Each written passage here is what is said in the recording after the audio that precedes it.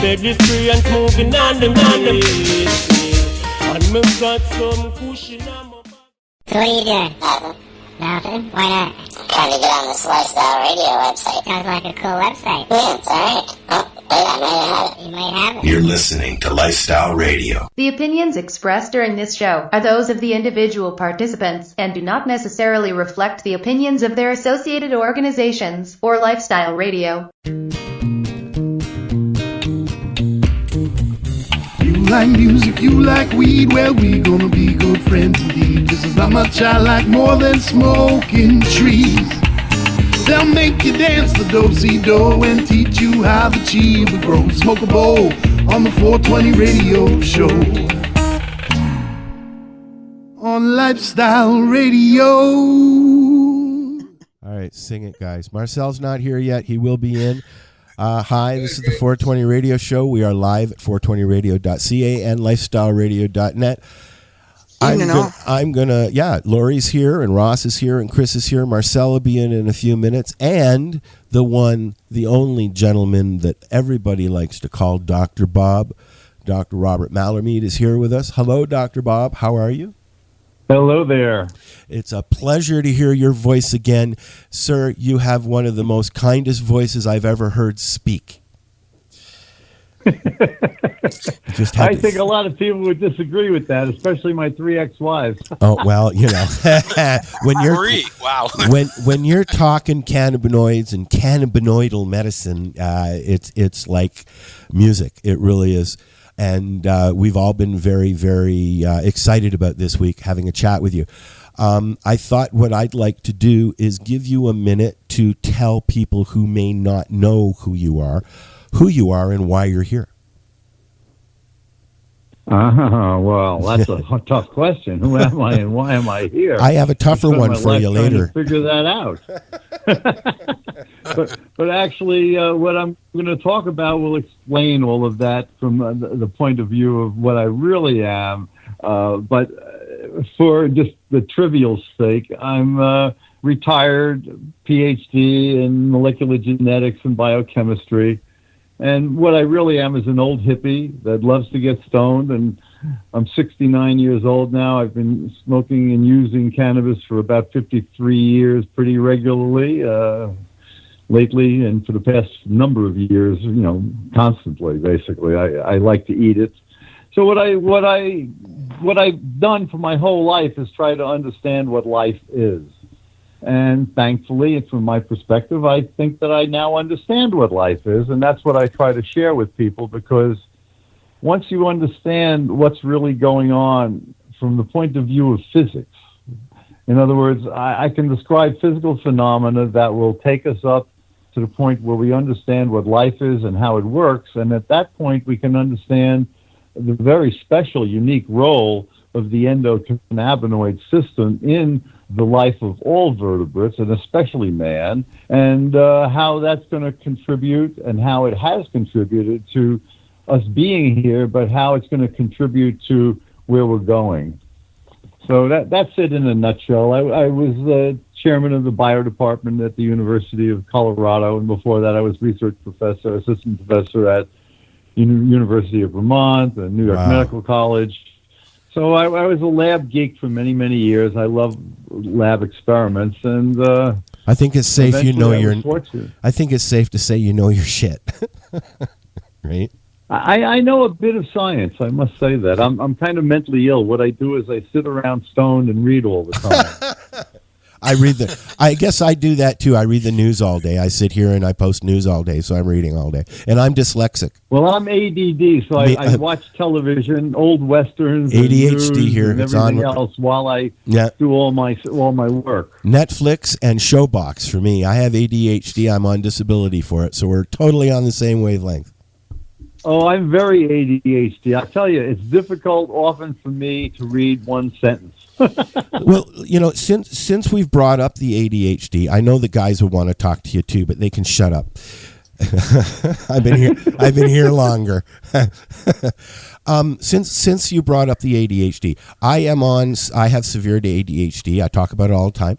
My life has been totally impacted by it. I'm on disability for it. I have a hard time with I have social phobias before it.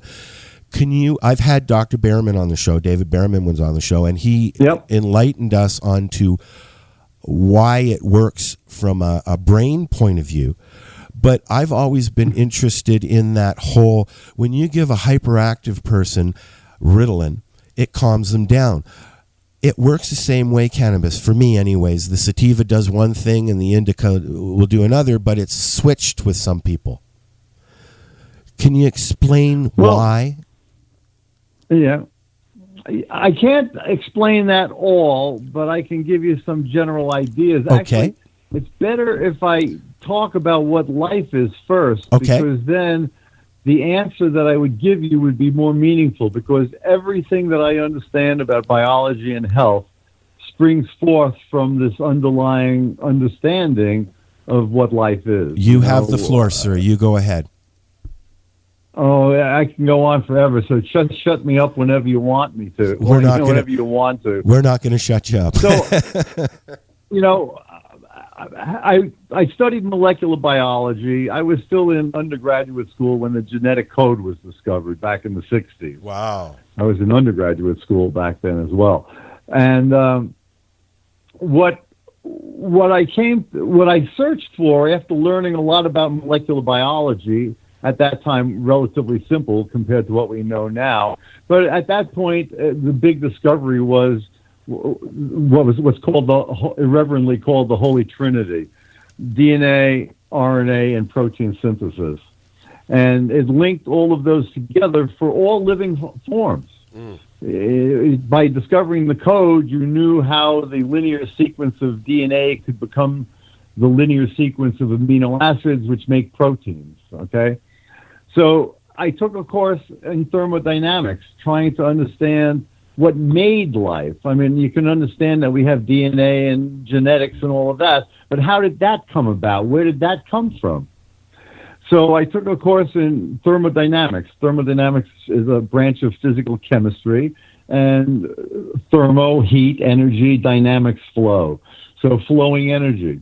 Unfortunately, the classical thermodynamics is not about flowing energy, and it's about what's called equilibrium conditions when things are already done, so they're not going to do anything else. So how can you look at life from that perspective? And in fact, from that perspective, life is statistically impossible. So that was kind of confusing and frustrating, especially since I'm a mathematical moron, and that course tormented the hell out of me because I'm a mathematical moron. However, along the way, I discovered the work of Ilya Prigogine, who got the Nobel Prize in 1977 for creating a new field of physics called far from equilibrium thermodynamics. And that is, in fact, what we are. We are far from equilibrium. You want to get closer to equilibrium, get sick and die. Or, wrap yourself up in a plastic bag and leave yourself rotting for 1 million years, and eventually nothing anymore will happen. So the difference between these two forms of physics, one says life is impossible, and the other basically says life must happen. So, of course, that makes a lot more sense. However, it wasn't for many years that Prigogine really kind of reached the apex of his understanding. And that came out in a book called The End of Certainty. And it's a very, very profound book. It's only, it's a short book, but my God, is it dense with, he's one of the smartest people that ever lived. No question about that. And what it basically tells you is that time is this constant change that only occurs when you're not at equilibrium. If you're at equilibrium, everything is randomized, and you can't tell. There is no time because there's no change. So with that perspective, we go back, we have a Big Bang. We don't have to worry about where the Big Bang came from or what's going on there. What we know is that we have this expanding universe, and that as things cooled and planets formed and they cooled, that at some point on our planet, life emerged. So that's where I would like to really now focus on what's going on. I'd like to give you a whole evolutionary history lesson. Please do. As to, pardon me? Please do, but I have one question first. Before you get, yes. Do you mind if we smoke pot while you're speaking? Yeah, you got to pass it to me and All figure right. out how to do that. All right. Okay, I don't smoke very much. I'm an eater. I start my day by eating about 100 milligrams of high-quality oil. Oh, wow. Yeah, and then I repeat that at least one more time during the day. Wow. I've got a lot of arthritic conditions, and when you understand what I'm talking about in this discussion today, you'll understand why I do that. Cannabis, the quick summary, the quick answer is that cannabis is an essential nutrient for modern man. Forget this drug bullshit. Yeah. It's a nutrient that if you want to live a healthy, long life, you've got to consume it regularly, period. So what I'd like to do now is explain why that's the case. Okay. All right? Please do. Please. So, go ahead. Sorry. No. Please continue. That's all I said. Oh, okay. Sometimes these delays, scramble my brain a little. Yeah, mine too. All right. So, about 4.5 billion years ago, the Earth condensed out of basically stardust, and it has a very hot core, so there's energy there.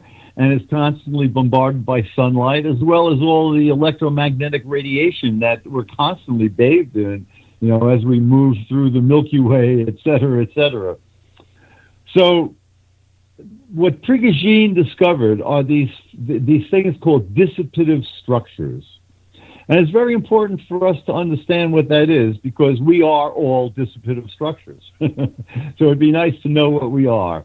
And what it basically is saying is that we extract information and energy from our surroundings, and we use that energy to maintain our integrity. And we get rid of our waste to the environment. And from a scientific point of view, what that's saying is that the entropy of the universe increases by us actually forming a collection of molecules in which information is increased. Information is the opposite of entropy. And there's this law in the basic law of the way things work called the second law of thermodynamics that says entropy must increase. All right? Which is disorder. So that always led to the paradox. How are we here? How is life here? If it's organization and if the natural tendency of the universe is to go to disorder. And what Prigogine showed is that as long as you have flowing energy, it can actually organize mass, which is then the mass is becoming more negative entropic. It's becoming organized. So this now adds a new twist to what everybody thought. See, before you thought, if I took all the molecules that made me up, for example, and I disassociated them so that they were individual molecules and atoms, and I put them in a big dye tumbler, and I threw out that dye tumbler, what's the likelihood of me coming out? Essentially zero. But I'm here. So how did I get here? So what Prigogine discovered by creating the physics and the supporting math for verifying observations that had been previously poo-pooed because it didn't make sense from the standard view. And what these were special chemical reactions that, in particular, there's one reaction where electrons flow from where they don't want to be to where they want to be. So now you have flow. It's basically electricity, right? Electrons flowing. So you have one chemical that has a lot of them and wants to get rid of them, and you have other chemicals that would like to have more, and as soon as you provide the appropriate channels, those electrons can flow, and you can convert things, okay? So what Prigogine showed is that there are a number of circumstances where flowing energy organizes matter. And that's what we are. You see, as soon as you stop the flow of a living system, the living system becomes a dead system. If we stop eating, we stop shitting and pissing, we stop breathing, we are stopping the flow that maintains our organization. Now, I'm going to give you a very simple example of that in a different context, because flowing energy can take on many different forms. And flowing electrons is exactly what powers life, but there are other examples that we're all familiar with, and yet we don't think about them in the context that I'm trying to describe, because we haven't been educated that way, because far from equilibrium thermodynamics, when it's taught, is typically in advanced physics courses and graduate courses, and it should be taught in kindergarten by giving people demonstrations of things so that they understand that what I'm going to describe to you is very special. Now, I'm going to give you a very simple explanation. We've all pulled the plug in our bathtub or flushed our toilet. What do you see? You see a whirlpool that forms. Well, that's a structure. The molecules are no longer random. So they're organized. And what's driving that organization is gravity. And once the toilet reaches the bottom, the water reaches the bottom, that spiral disappears. It's the same thing that accounts for tornadoes or hurricane weather patterns. When you look at those patterns, what you're seeing is a structure that's dependent on the flow of the wind and the heat to generate that structure, okay? So in that case, gravity or heat can be generating flow-dependent structures. In our case, it's the flow of electrons from chemicals that want to get rid of them, in particular hydrocarbons, the carbohydrates that we eat, the protein that we eat, the fats. They all are made out of carbon and hydrogen molecules. And in order to add those hydrogens onto the carbon, it requires energy. And that energy comes from the sunlight. And before life formed, what it did was it powered chemical reactions that formed these heterogeneities, these structures in liquids. You know, if you just pour a liquid and let it sit there, you're never going to see a whirlpool form. But as soon as you allow gravity to act on it, you can see the whirlpool forming. Okay, so flowing energy is the critical deal here. And so once life first emerged, well, let's go back. Before life emerged, you had these inorganic, meaning pre-life, chemical reactions that were forming in the prebiotic soup, the ocean. And as time went on, you had areas where the things were concentrated, and you had things coming and going, basically. Think of, you know, the sunlight's hitting it. We have day-light cycles, so you're going to change you're going to have heat gradients forming. All of these things lead to these concentrations that can eventually form these flow-dependent structures. So you had now the ability to generate prebiotic chemical organization before there was ever any life. And as that process continued, because the earth has kept getting hit by more sunlight, and you had the warmth of the earth, and you had different chemistry providing sources of flow. Eventually, things got complicated enough that out popped life. And then the same process kept happening. Life keeps taking in more energy, creating more complexity, because what's really going on with all living systems is they're trying to survive. Well, you're trying to survive, but think about your life. Every instant is different, which means that you've got to constantly change to be alive. And what I'm trying to get at here is that change is a constant occurrence as the universe unfolds, as the biochemistry and chemistry on the planet continues to evolve, powered by the sunlight, basically. And as a result, we keep having instabilities in this big chemistry set called the planet Earth. And those instabilities generate higher forms of organization. In the same way that life formed, according to what I'm telling you, which nobody else will tell you,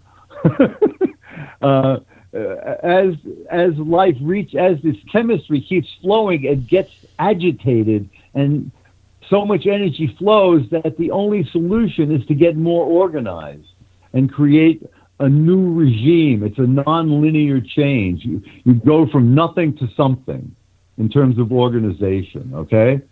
So the first the first organisms were bacteria. They were called prokaryotes because they had DNA, but they didn't have nucleus and a lot of other of the complexity that characterizes our cells, which are called eukaryotic cells. Eukaryote meaning true chromosome, as opposed to prokaryotic meaning early chromosome, essentially, okay?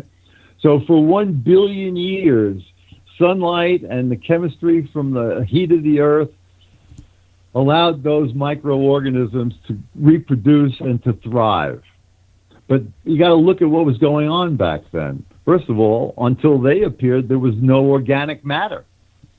And, excuse me, as they lived and died, what you now did was you generated all of these hydrocarbon corpses from all 1 billion years of dying bacteria.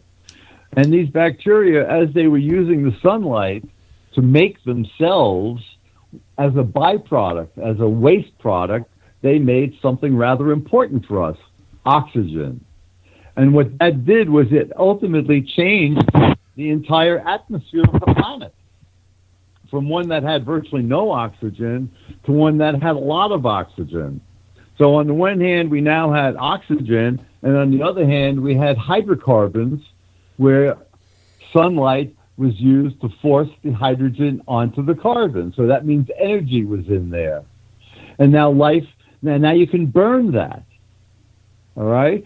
So that's how life evolved to a higher complexity to generate the kinds of cells that form us. So the first eukaryotic cells that were formed were protozoa. You know, amoeba and paramecium that you all saw in high school when you looked under the microscope. And those cells did not have endocannabinoid receptors. They didn't have a CB1 receptor or a CB2 receptor or a lot of the other receptors, but they did have receptors, so they have to communicate with their environment, because their environment is what keeps them alive. As you suck negative entropy, organization, and chemical potential out of your surroundings. So they kept getting more complicated as well. And we went from protozoa to sponges, which are pretty unsophisticated. The sponge is not very smart, you know. It doesn't really have a nervous system or a brain. It's got some cells that start to take on those functions. So look for a second at what your nervous system does. It takes information from outside of you, and it brings that information into you. Sight, sound, smells, taste, all those things are regulated and brought into the system, the collection of molecules that is you. And on the other hand, your immune system is monitoring all the mass that comes into the system. Those are the only things that can come in, energy or mass, right? So your nervous system deals with the energy, and your immune system deals with the mass, because you're eating things from outside, and you've got to be able to bring them into you in a way that's safe and harmonious. So if you look, for example, in humans, our gut is where 70% of our immune system is, because that's where you're taking in all that mass. But we're also taking it in through our lungs and through our skin. So we have a lot of monitoring devices there to make sure that we deal with the things that are coming in such a way that they don't kill us. So these prokaryotes evolved into multicellular organisms that kept getting more complex over time. And it's very important to understand what evolution selects for. It selects for survivability. It selects for adaptation. It doesn't select for strength. It doesn't select for intelligence. It selects for the ability to adapt so you can survive, period. So organisms kept getting more complex, but they had a limit in terms of how much they could adapt. And it was at that point that the chemistry set got complicated enough that it had to, before you have a major change in these far from equilibrium phase changes, as they're called, the system itself starts to go crazy. It's like what's happening today with our politics, with our weather, with our banking, with our finances, with our economies. All of these things that you're seeing today around us are the same kinds of things that always happen. Yeah. because they're the product of this continuous unfolding. We are in a big chemistry set. It's called the planet Earth and the biosphere. It's a combination of the inorganic, the geosphere, along with the biosphere, and how they interact for the life to continuously survive. So what happened with the emergence of the vertebrates, see, these other organisms, your insects and your worms and your lobsters, they don't have the level of adaptability that we do. And our lineage emerged from when a new level of adaptability occurred. And that's when the vertebrates were formed. And quite amazing and mind-boggling is the following truth. Along with their emergence, also for the first time, you had a cannabinoid receptor. You had the CB1 receptor on nervous cells. Now remember, those protozoa had the biochemistry that produced endocannabinoids. You had anandamide in a protozoa, which is anandamide is one of your main endocannabinoids. But it didn't have receptors because they were part of these flowing biochemical structures that had not yet evolved the sophistication of communicating into a more complicated scenario, that of the vertebrate. So let me explain now what really is going on, because it's so simple. You see, it's just people don't understand because nobody says it other than me. So what happened is, think about your brain, think about your head. What's the big characteristic? If you put your hand on your head, what are you feeling? Heat. You're always going to be hot. Your head is the hottest part of your body, and your neck, right? They're always giving off a lot of heat. Why is that? And that's why your brain is. That's where you experience most of your pain as well, right? Well, yeah, but the point here is that flowing energy organizes matter. Your brain is the most complicated piece of biology on the planet. Yes. So it's got a tremendous amount of organization. It requires a tremendous amount of energy to maintain that. Because if we cut off your food supply and you die, your brain is going to decrease its complexity until it stops everything, right? So what we want to do is maintain our distance from equilibrium. We want to be charged up with life. And we want to be able to continuously adapt to our environment so that we, as a living entity, can continue to survive and thrive and grow. And with the emergence of that CB1 receptor, something very, very special happened. Again, this is only from my perspective. Everybody else will tell you that I'm nuts, but I can prove it all. And they don't even talk to me about it because their heads are so far embedded in their asses that they can't see any light. There you go. And I'm talking about doctors and professional scientists. Hello. Is there anybody out there? So what's going on is this. You couldn't develop a complicated brain with the existing biochemical machinery of the invertebrates because we generate energy in different ways. And the most efficient way that we generate energy happens to also be the most dangerous. So we have a series of chemical reactions within our mitochondria known as the electron transport system. And what that is a way of taking these electrons that are coming from the reduced hydrocarbons, the food that we eat, and passing them through the complexity of biology until they have no more energy. And what do we put out? CO2 and water, right? That's what you're breathing out, and we get rid of our water with our urine and along with our ammonium compounds, etc. And your feces is basically, 80-90% bacteria. We actually have more bacteria living on us and within that tube of our digestive system because they're much smaller cells. Remember, the prokaryotes are not as complicated.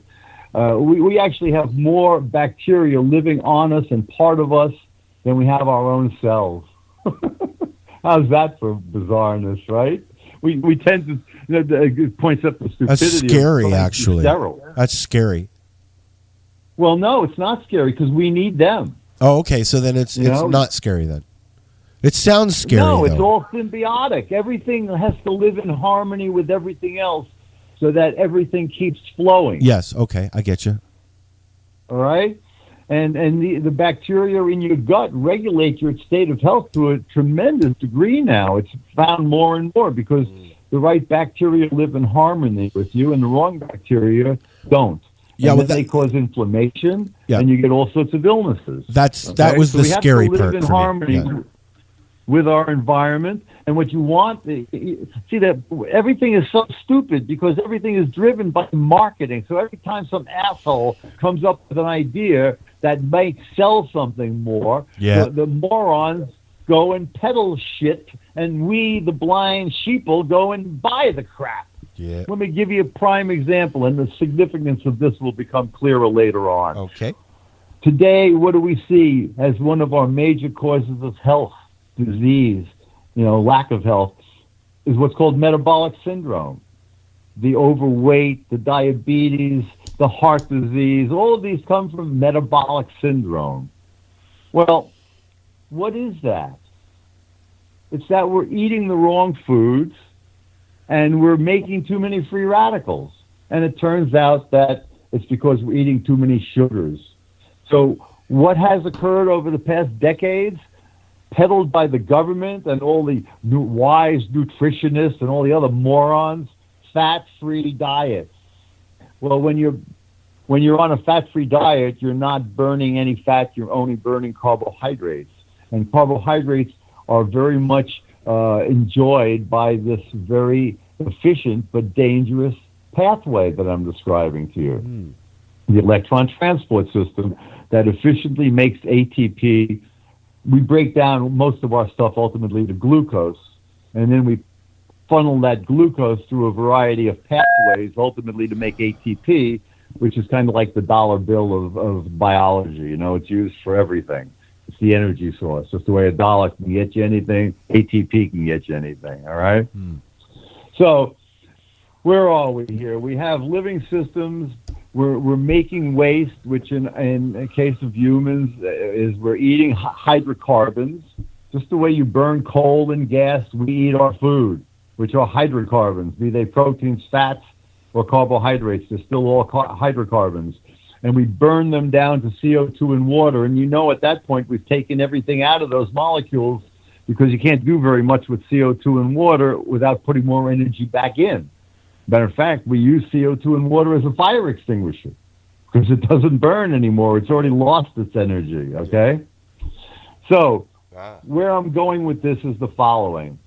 The CB1 receptor that gets you stoned has a very unique role in modulating energy flow in nerve cells. And what it basically does is it fine-tunes that efficient energy-producing machinery so that you can stay in the efficient mode longer than would otherwise be possible. What determines possibility is how many free radicals are being made. Now, is it like a battery? Back up again. Like a battery kind of thing? Like a battery? Well, a battery is the energy flow, period. Think of the charged battery as you eating your food. Okay. And the discharge battery is when you're spitting out your hydrocarbons, your CO2 rather, and your water. Your spent energy, yeah. Yep. So that's discharging your battery. By you being alive, you're discharging your battery. Wow. And there are two components to that. One is your physical self. You got muscles and bones and all of that. But the other is the fact that you're flow dependent. And all of your chemistry is constantly flowing. And if it's not flowing harmoniously, you're making free radicals and you're aging yourself. So you reduce aging by having harmonious flow and reducing free radical production. Now I'm going to tell you something that's mind-blowing. But this is my mind's already blown, man. Mine's gone, man. Holy My crap. mind blew like 15 minutes ago, Bob. Keep going. I'm like, ooh. Am I comprehensible? Are you guys for sure. listening? I'm tripping into All right, existentialism here. So. Please keep going, sir. All right, so listen to this now. one single free radical molecule, all right? One single free radical. It could be an oxygen with an extra electron, or it could be an oxygen with a hydrogen with an extra electron. Free radicals have unpaired electrons. Electrons like to always exist in pairs. And as soon as you have an unpaired electron, it's looking to hold hands with something else, which makes it reactive, okay? So a single free radical molecule will react with all sorts of things depending on how strong that free radical is, all right? Some of them are really strong, and they react with anything as soon as they touch it. So a single free radical can interact with one of the bases in the DNA in one of your cells, and it can change that base. And if all of your homeostatic mechanisms don't prevent that, and then your DNA repair mechanisms can't fix it, and your immune system can't see the fact that you've created, for example, a cancer cell, that single molecule can amplify up through the organization of your biochemistry and kill you. Cancer. Okay? One fucking molecule can kill you.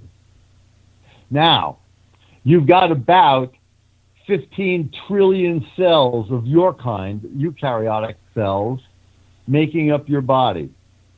And every day, every one of those cells gets about 20,000 of these damages caused by free radicals, where one in the wrong place can kill you. And yet we're here alive talking about it. It's kind of like Pretty people. wild. It's kind of like people, eh? Some people are just bad for you. Exactly. It all depends on where they are and what they're doing, right? That's you right. Put them in a jail and they can't kill anybody. Well, but and those people that are bad for you can actually affect you. I mean, I know that I'm affected by my surroundings, and when there's what I call drama going on, it really affects me, because obviously I'm right there. I'm going to get drawn into it, but I really don't want to be there. And then when it's done, it's like I've been punched in the gut and I feel ill. I know exactly what you're saying, having had 3 ex-wives. No, so back to where we were here. A single molecule can kill you. You've got 20 million. I mean, you've got 15 trillion of these cells, each getting 20,000 damages a day. What that should be telling you is that your biochemistry has to be very specifically designed, selected for, to survive free radical damage. And that's the heart of what I'm going to talk about. Because what I'm saying is that while I'm on the one hand saying free radicals are bad for you and they damage you, on the other hand, they are critical regulators of your homeostasis. Because what happens is the complexity of your biochemistry has evolved so that you can do things on the one hand, but doing things is always going to make free radicals. So you've got to be able to do things, and you've got to be able to deal with the free radicals. And that's what all of your biochemistry is about. Letting you do things and letting you not kill yourself with free radicals. So we are constantly exposed to them, but they are what allows us to actually exist.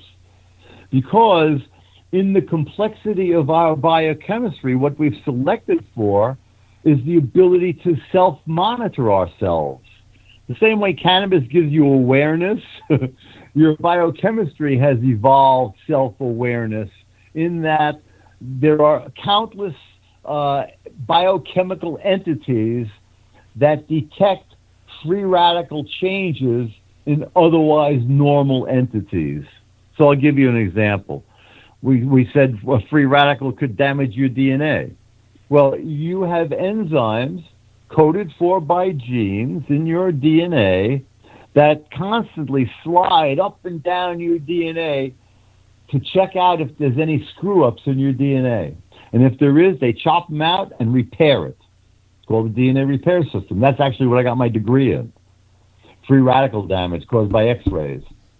But now we're talking about free radical damage caused by our metabolism, by our very essential metabolism. So what I'm telling you now is that free radicals have two roles. On the one hand, they are damaging, and on the other hand, we wouldn't be here without them, because they are the constant signals that tell us anytime there's any imbalance in our biochemical flow. Because anytime there's an imbalance, we wind up generating free radicals to an excess degree, which starts to label things. And eventually, our biochemistry gets so screwed up that we have to shift into a safer mode. That safer mode is fat burning. So when we are burning fat, what you're really doing is you're recycling your biological molecules that were labeled with free radical damage. And what that allows you, it's the same, everything is a fractal. Our society is a fractal. Think about our society. The smarter we got, the more capable we were of doing things, the more waste we made. And now we're choking in our waste, so we're getting some feedback that says, hey, if you can't breathe your air or drink your water, maybe you're doing something wrong and you better fix it.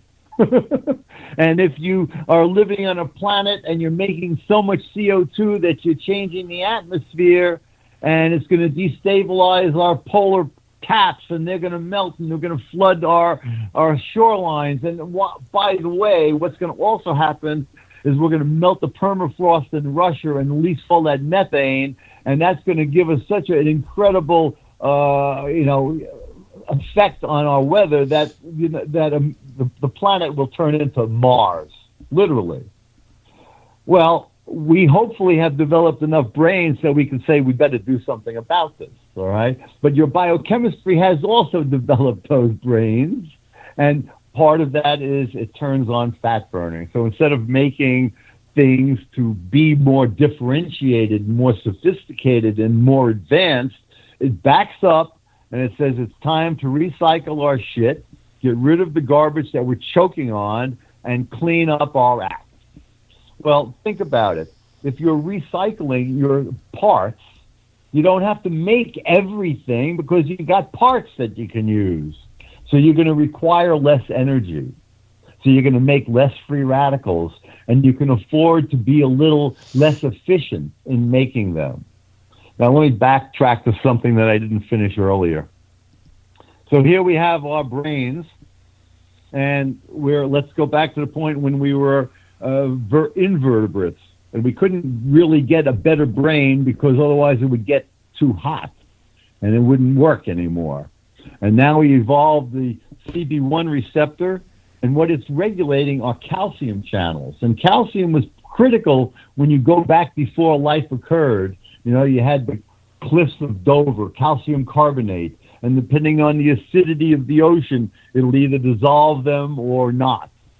That's exactly what's happening in you with your bones.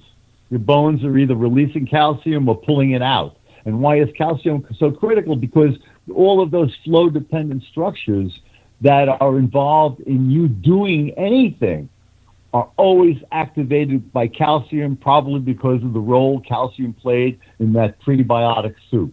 So if you're looking at your muscles, your immune system, your nervous system, your endocrine system, production of insulin, everything is dependent on calcium. So what that's telling you is that calcium's got to be involved in energy activation and therefore free radical production. So once you fine-tune that with the cannabinoid receptor, it allowed for our brains to evolve more. So the early invertebrates had no ability to really fine-tune that way, so their brains were limited. Once we evolved with this new chemistry, we as vertebrates, our big deal is adaptability. Look at the difference between a vertebrate and an invertebrate. We've got that spinal cord with our nervous system, our Wi-Fi running through it, our broadband running through it, communicating from your brain to your big toe at an instant. And all of that requires energy and all of that will generate free radicals. So we have things that will quench those free radicals, antioxidants, our vitamin C, our vitamin E, all of those goodies that we eat from our veggies. They will help negate the free radicals. But the more you do, the more you make, and eventually you make more than you can quench. So now you've got to shift your biochemistry so you don't make so much. And ultimately, the solution to doing that is to turn on fat burning. So when you turn on fat burning, you're making fewer free radicals, and it goes hand in hand with the recycling that I was talking about. In biological terms, it's known as autophagy, self-eating. You eat yourself. A cell that is damaged pieces eats its damaged pieces and recycles them so that the cell can live and do whatever it was doing or divide if that's what it needs to do. So I guess the meaning, Right? there really is a meaning to the words "eat me." Oh, yeah. So now what you have, let's jump now up the evolutionary scale. What you see is that as vertebrates kept developing more and more complexity, their brains grew in complexity, and what you see is always an increase in that CB1 receptor, to the point that the more evolutionarily advanced areas of the human brain, for example, have more receptors than a monkey or than a dog, or you go back, There's a constant increase in CB1 receptors in the most evolutionarily advanced areas of our brain. Hint, we need to get high. That's what keeps us alive. It's what allowed us to be here. Let me give you a very. I'm gonna cut you off 1 second. Let's take a quick break, and then we're gonna come back and let Dr. Bob finish, because I gotta go to the can, and I don't want to miss a thing. And we need to play a thing. My brain needs to process some of this shit. That's right. We're going to take about a 10-minute break. We're going to listen to a song and Chris's news, and because I don't want to take another break, I just want to let Dr. Bob go. But Chris did some news for us. Is that all right with you, Dr. Bob? Absolutely. Of Awesome. course. I adapt. That's what it's about. There you go. It's accepting change and working with it. So now, as we're going forward and accepting change, I noticed this afternoon that you shared a song by a band named Pussy Riot. and I Listen to him laughing. I heard it earlier, like really early in the evening last night, or like 1 or 2 o'clock in the morning, and then I saw you posted it. Now I've got it and I'm going to play it, but I would, if you wouldn't mind elaborating on what you posted, because I found it very interesting what you said, if you remember. He's looking. You're asking who? You. Do you remember? Do you remember what you said about the song when you posted it, the video? No, I don't. What did I say? I'm going to find it right now here. Just give me 1 second. But see, I'm very interested in that because I'm very interested in freedom, And we hear all of the stuff about Russia, and Russians hear all of the stuff about us, because you're dealing with political people peddling their load basically to keep their shit together. Exactly. That's the group of the Pussy Riot, the musical group of women that were arrested for Yes. performing in a church, right? Pussy Riot, they're called. Yeah, they did 2 years in jail. Yeah.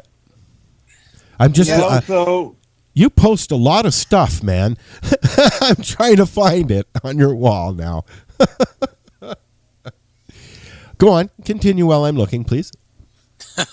Well, so I'm always very interested in politics and world affairs. Yeah. I guess in particular because I owe my life to Adolf Hitler and to Tojo, because my father was a GI in Germany and my mother was a young Fräulein, and I popped eye. Yeah. So, and then when I was growing up, this was in the early 50s. Yep. My father had come back from World War II. You didn't have very much TV, but what we did have on TV was Victory at Sea. So and my mom was German. So I always was involved with that whole consciousness of the war. So I think that made me very tuned in to history more so than otherwise. Plus, my birthday is December 7th. What you said was, I've got it here, and then I'm going to play it, and we're going to all go and run to the bathroom real quick. We all need to remember where we came from. Stardust and neutral selection with a little help from I should have said natural selection. Sorry, natural. I'm dyslexic. I did mention that. Natural selection with a little help from the endocannabinoid system. No, that was hard to say. Endocannabinoid. We could tell you were struggling with it there. Well, everything that I'm telling you now, that I've been telling you this past time, is exactly what that statement means. Okay, well, we're going to listen to the song. Now, I will say some of you may be offended, so if you are, please don't leave. Just turn it down. We'll be back in about 10 minutes or so after Chris does his news. This is the 420 Radio Show. We are live with Dr. Robert Melamede, and we'll be right back.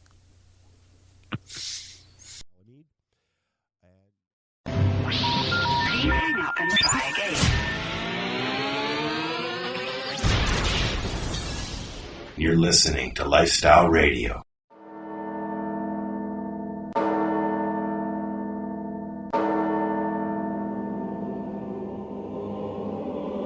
Some of you may become somewhat uncomfortable as parts of this film unfold.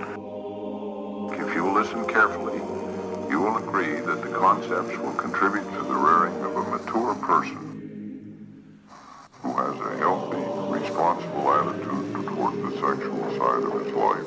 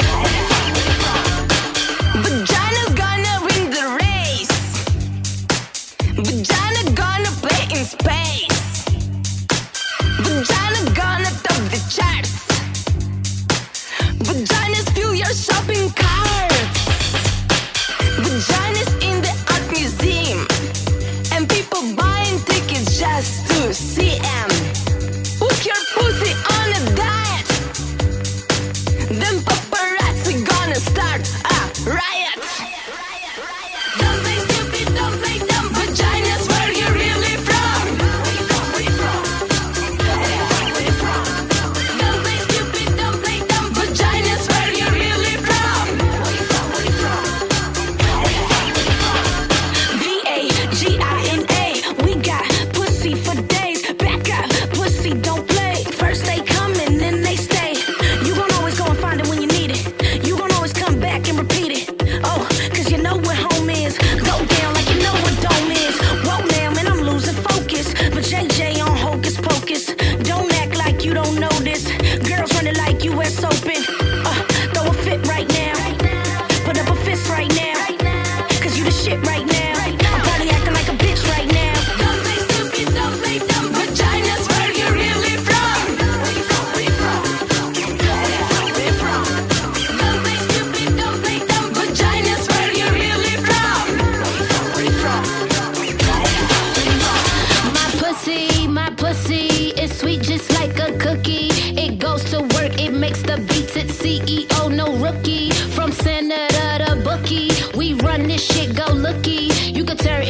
and erase any age from Russia to the States. We tearing up the place, I rip shit like Sinead O'Connor.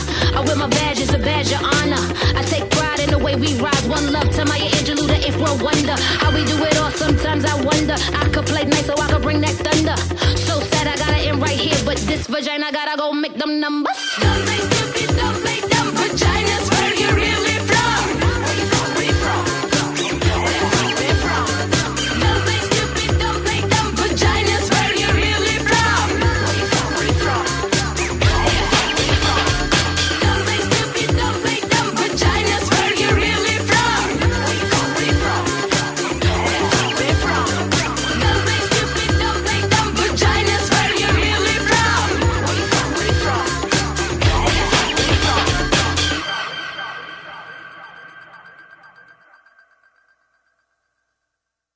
This is how we all came into the world. That's not all you go out with girls for, is it?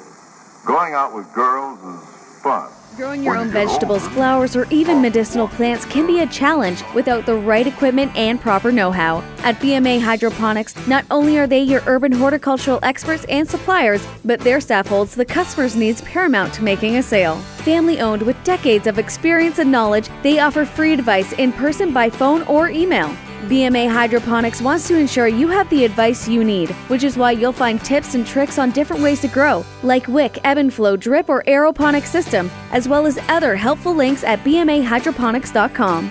If you can't find what you're looking for, just let them know, and they'll do everything they can to get what you're looking for. At BMA Hydroponics, each staff member also possesses a federal exemptee MMAR license, making their strong suit empathy, experience, and dedication to their customers. Because when you know how to grow, you'll have results that make you proud. BMA Hydroponics in Belleville, Ontario. Visit bmahydroponics.com. Good evening. I'm Coulter Wonkite. I'm already into the 420, damn it.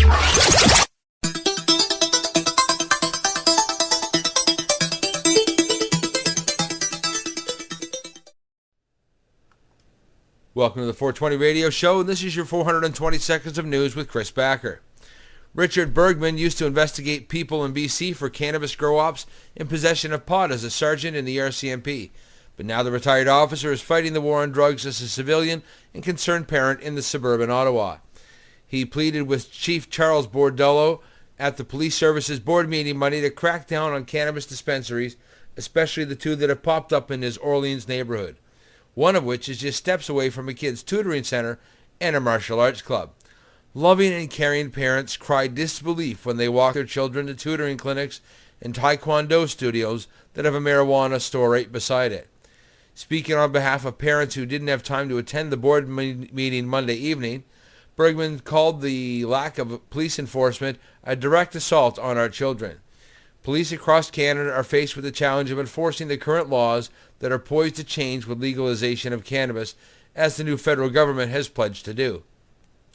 In Toronto, police have raided countless shops over the past few months, only to see some of them reopen the next day. Cracking down on them, Bordello said, is more complicated than just showing up at the front door with a police badge.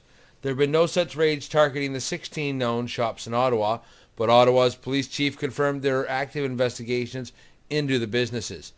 We don't have at the Ottawa Police Service the ability to say you can't open, Bordello said. We don't have that legal authority. The chief also suggested that the city have a role in mitigating the proliferation of these businesses by strengthening licensing bylaws to prevent them from opening in the first place. Councillor Jody Middick, whose Innes ward has 2 cannabis dispensaries, said after the meeting Monday he has received hundreds of emails and phone calls from upset residents. While he said he will support recreational cannabis once it's legalized, he said he echoes his constituents' calls for police to take action now against the illegal pot shops.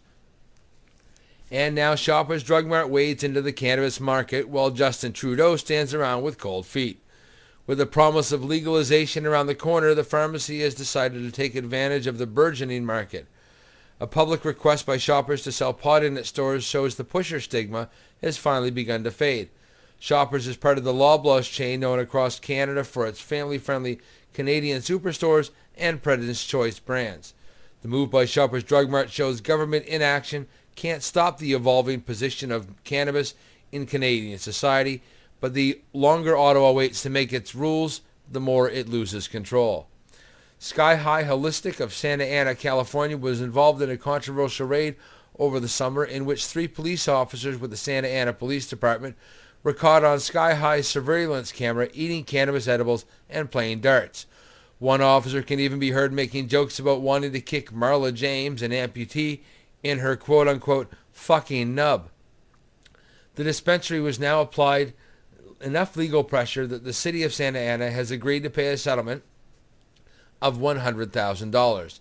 Money that will be split between dispensary volunteers Marla and David James and a physician who lost the use of his utilities as a result of the raid. The city has also agreed to drop all charges.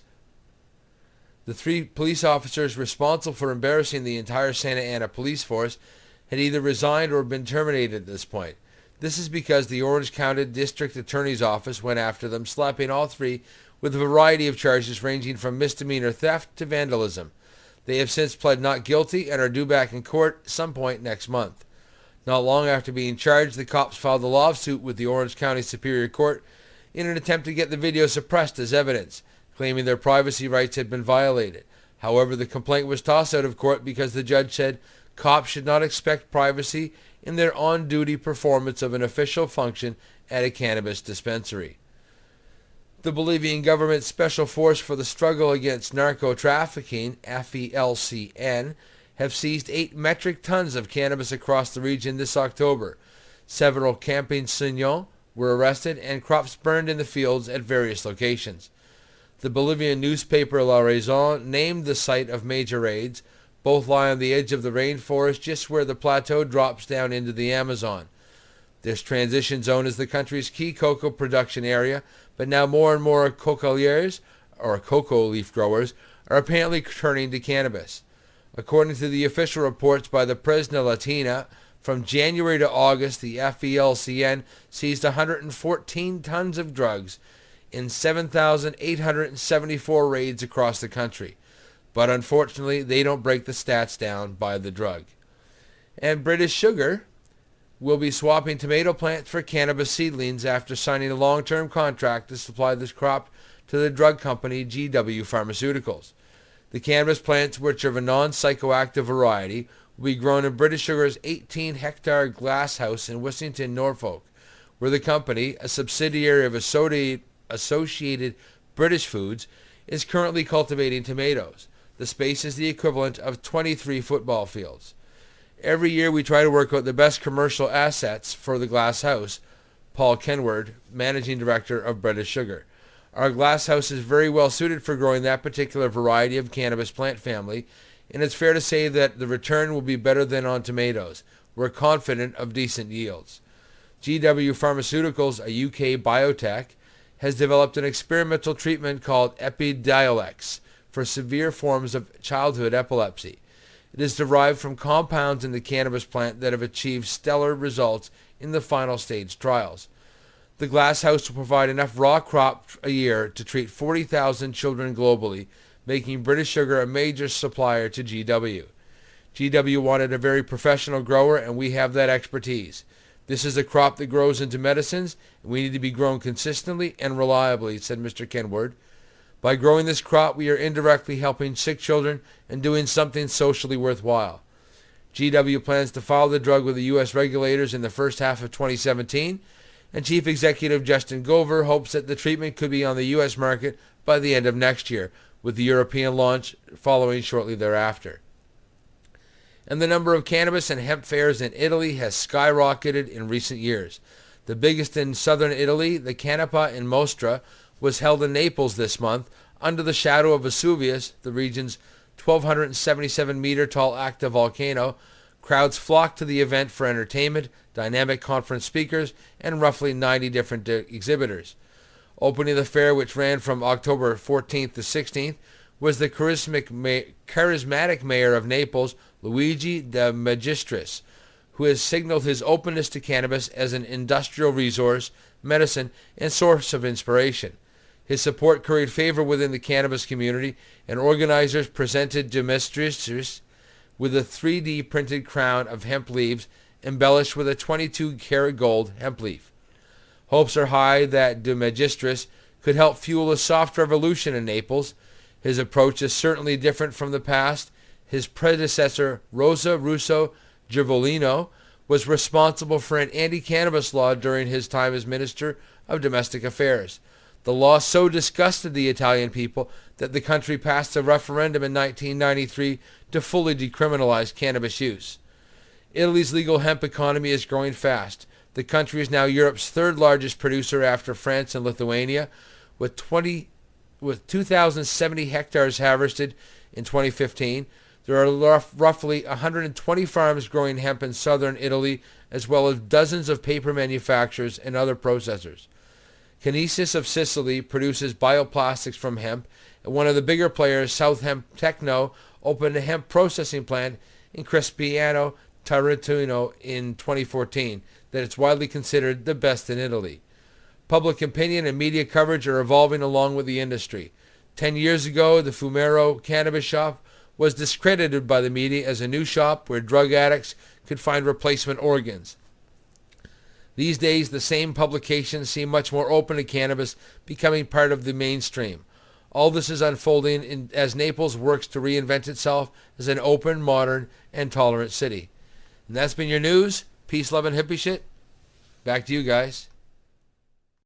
Tune into the Pace Radio Show and catch Kim Cooper, Debbie Stoll-Skiffen, or Allison Murden, along with myself, Al Grant, as we talk to Canadian and international cannabis advocates who are working hard to help patients and to end cannabis prohibition. Catch us live every Wednesday at 8 p.m. Eastern Standard Time here at lifestyleradio.ca. You're listening to Lifestyle Radio. You like music, you like weed, well, we gonna be good friends indeed. This is how much I like more than smoking trees. They'll make you dance the do-si-do and teach you how the chiba grows. Smoke a bowl on the 420 radio show. On Lifestyle Radio. I'm feeling really good and very strong and very happy that I am now almost free of seizures and 48 for 48 days. So I feel so much stronger and better and much more better than I ever felt before in my whole entire life. This is like the best day ever. This is like a dream come true. Tune in to the 420 radio show. Fridays at 7 p.m. Eastern Time. With Marcel, Lori, and Al. Along with their guests. Tunes. 420 seconds of news with Chris Backer. And weekly grow tips from Ross Middleton of BMA Hydroponics. Pull up your couch. Grab a coffee. Light up and join us right here on lifestyleradio.ca. And we are back. This is the 420 radio show, probably one of the most stimulating shows I've had in a few years. We're talking with Dr. Robert Melamede, or as we in the community lovingly call him as Dr. Bob. And Dr. Bob, paging Dr. Bob.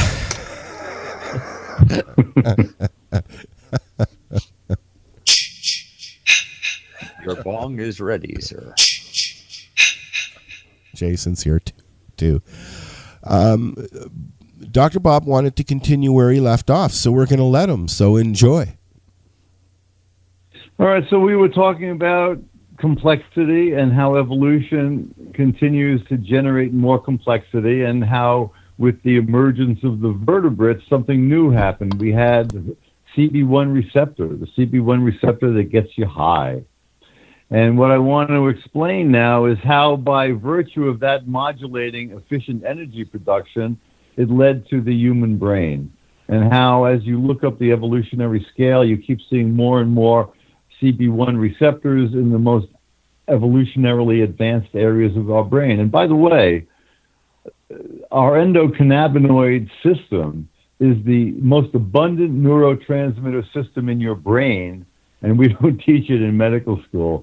Your endocannabinoid system in general homeostatically regulates everything in your body because it regulates free radicals, which regulate everything in your body. So we don't teach the most fundamental reality of life in our medical school. So now I want to explain this, the kind of the proof of that, in a sense, in one particular aspect. Please do. Your brain is 5% of your body weight, and it uses 20% of your energy. And you feel your head, it's always hot. Well, it's hot when you're making energy efficiently, which is why you need to make energy efficiently, otherwise it would be too hot. And as you know, brain and the head is very susceptible to injury. There's a fundamental reason for that. The reason is that it's always in that sugar burning mode, in that electron transport system mode for making energy efficiently, and therefore always susceptible to any free radicals that would be made as a consequence of any kind of backup in the flow. There's an interesting little visual for this that I'd like to try out on you guys. Imagine you have a hose, and it's got a turn on one end and a shut off on the other end, and that the hose has a bunch of pinholes in it. Now, if the hose is open and you turn on the faucet, those pinholes don't leak and the water comes out the end. That's energy flowing through your electron transport system. And the water that comes out the end is used to make your ATP, your energy, okay, in this little visual here. But now imagine you either turn the faucet up really, really high, or you turn down the outflow so that pressure builds up in the hose. Now you're going to start to have leaks. Think of those leaks as your free radicals. So that's what goes on. As soon as too much goes in, like you're eating too much, or not enough is going out because you're not exercising and using the fuel, then you wind up making extra free radicals. But because these free radicals, remember, one molecule can kill you, and you're making this incredible number in all of your cells, what I'm saying is that most of your biochemistry is simply designed to keep the energy flowing and to keep you keep the cells from self-destroying with too many free radicals. In other words, apoptosis or necrosis, which are the two general forms of cell death. Apoptosis is kind of a slow unbubbling. It forms little balls that are membrane bound, and they can be eaten up by your immune system, as opposed to if you poke open a cell and it bursts all its guts out, because then it's extremely inflammatory. Because all of the things in the cell, so you got to remember, everything is talking to everything else. All of those chemicals that we're dealing with here are parts of flow and parts of harmony, and it's like an LSD trip where you're watching all of these visuals interacting and flowing with fluidity. That's what's going on in your biochemistry. And for things to be activated, your mitochondria, the energy factories, they open up little holes and they let calcium in, which then activates the electron transport system, so you make all this ATP. But if there's any impairment in the flow, then you make more free radicals, which then homeostatically tell the system to do something differently, because otherwise you're going to make too many free radicals and the cell will die. And ultimately an organism will die if enough cells die. So anyway, 20% of your energy usage comes from your brain, which is only 5%, which is why your brain has to be in that energy efficient mode, which is why it's so susceptible to damage. In contrast, you look at your heart, 70% of its energy production, 60-70% comes from burning fat.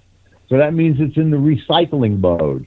So, your heart goes through a burst where it needs a lot of energy, makes electron transport system, makes free radicals, damages things, and then it goes back to fat burning, recycles the problem, and everything is cool, except if you're eating the wrong foods. And for example, all that fat that clogs up people's arteries, it's not because they're eating fat, because they're eating carbohydrates.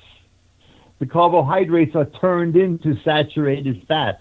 You cannot make unsaturated fats. They are essential nutrients. We get them out of fish and seed oils, things like that. And they happen to have the ability to turn down inflammation. How do they do that? They turn on fat burning. So there's a lot of nutraceuticals that are very good for you. Vitamin D turns on fat burning. Resveratrol, that comes from red wine, turns on fat burning.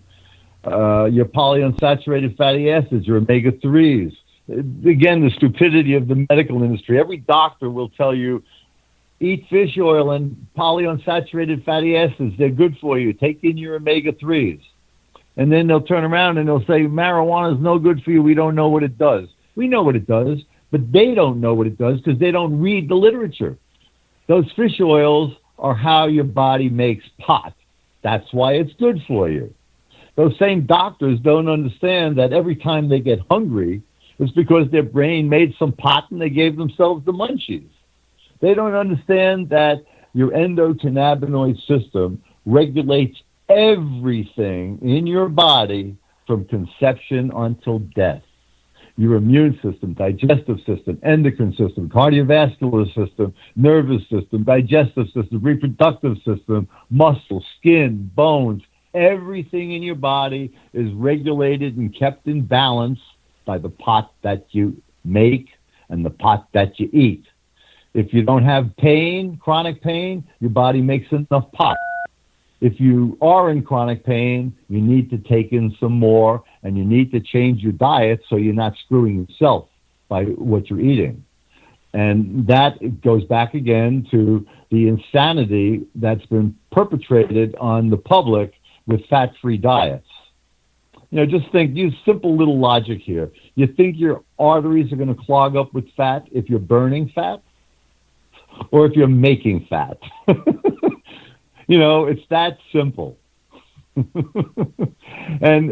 that simplicity holds everywhere. You know, for example, let's look at diabetes quick.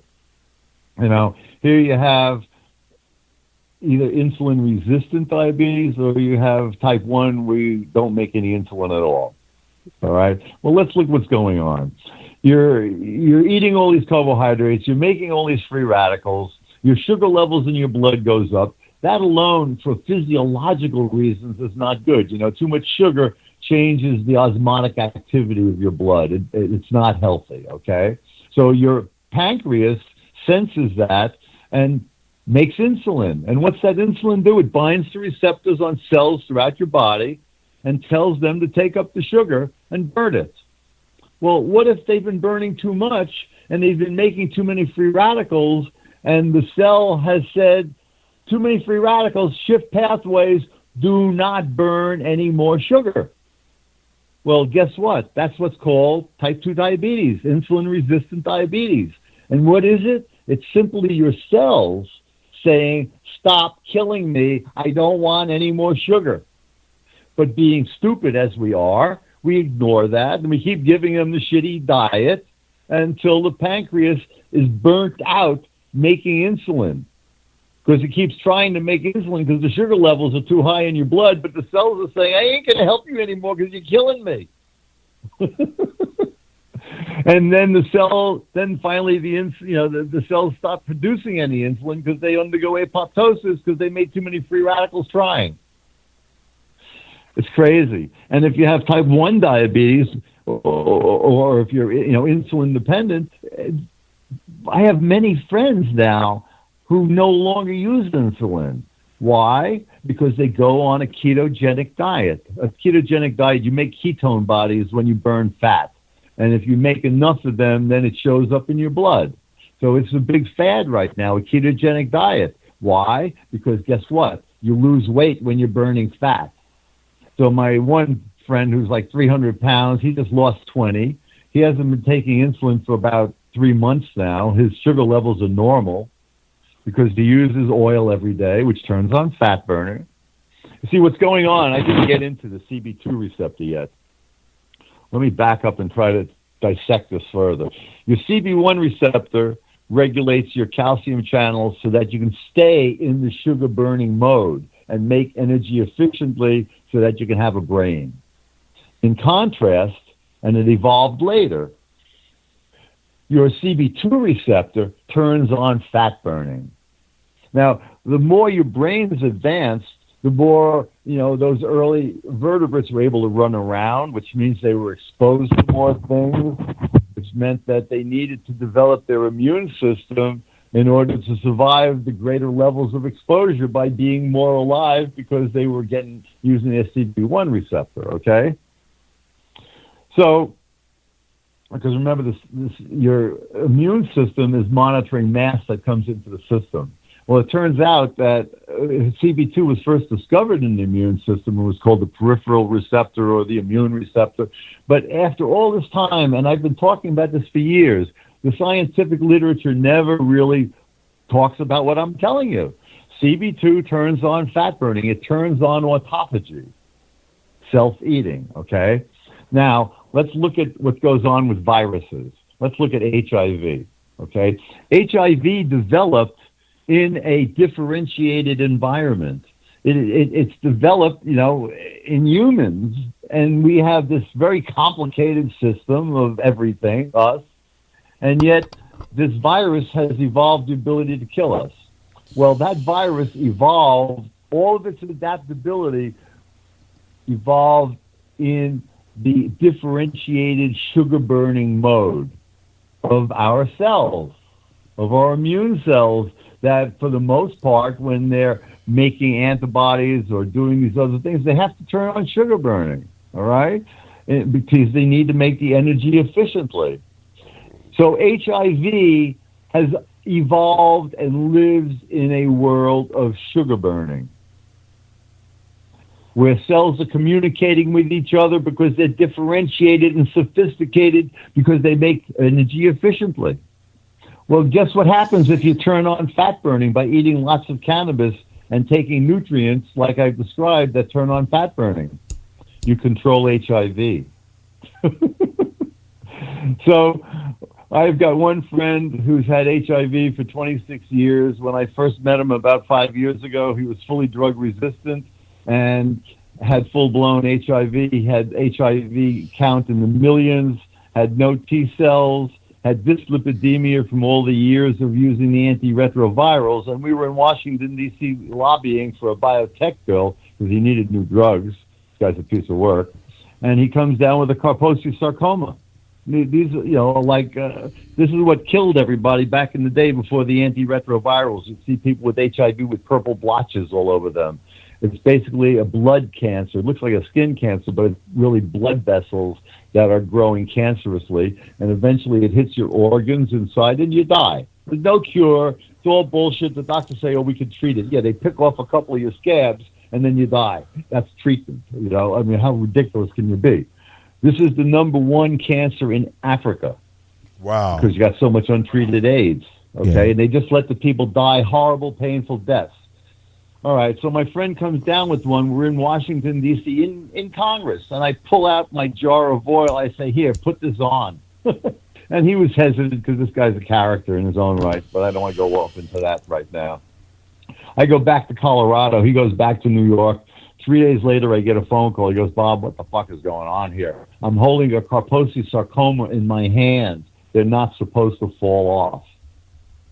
So now it's 5 years later. He's got undetectable viral load, even with a spinal tap. He has normal levels of T cells, although they're not all functional. And he got rid of the dyslipidemia on his back. You should already know what's going on here. You're not going to deposit fat on your back or in your gut, in your organs. If you're burning fat, you're not storing fat. You're only storing fat when you're eating all those carbohydrates and burning all those sugars. All of that fat is there because your body is trying to protect your cells from you killing them with all the sugar. So we can control viral infections. We can control cancers. It's all the same kind of a story. You see, when you're always in the sugar burning mode, that's normal for us because we eat too many sugars. 100 years ago, we ate much more fat, and that's why the ketogenic diets are so healthy for people. So we're able to promote health by reducing free radical production. And again, free radicals are the heart of aging. They're the heart of all age-related illnesses. So whether you're talking about cognitive dysfunction, Alzheimer's, or you're talking about autoimmunity, multiple sclerosis, you're talking about heart disease, cancer, all of these things tend to start, for the most part, as sugar-burning cells making too many free radicals, and then, and now I'll tell you some very radical things now that nobody in the scientific world believes except for me, but they don't even know it because they don't want to hear it. The metabolism that changes between fat and sugar burning changes by virtue of chromosomal architecture. You've got every one of your cells has 1 yard's worth of DNA in it. That's crazy. When you think you can't even see the cell and it's got a yard's worth of DNA, and it's got to duplicate that and then partition it into dividing cells. That's just insane. It's beyond comprehension to visualize that.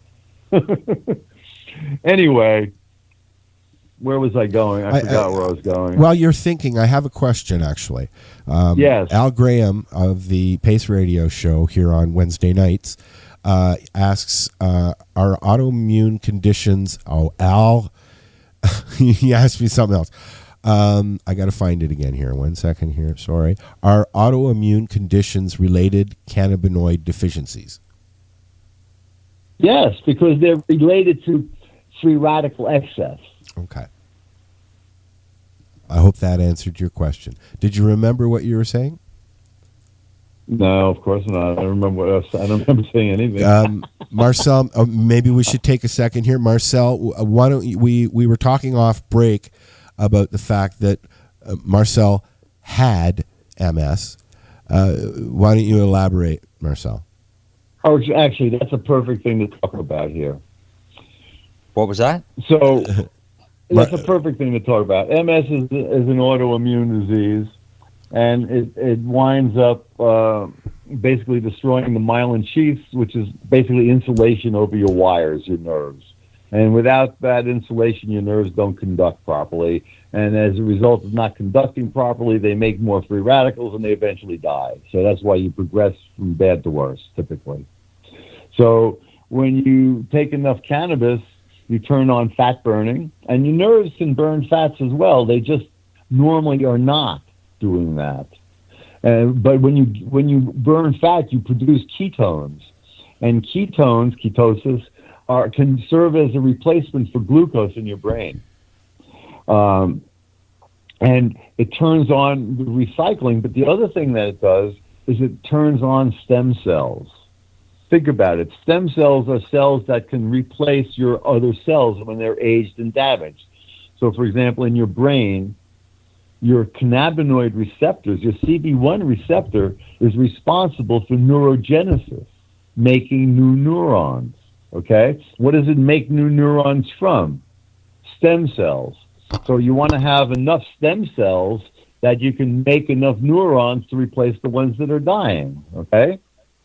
Now, you take the high doses of cannabis, the neurons that are dying are going to stop dying because they're going to not be making as many free radicals because they're going to be burning fat.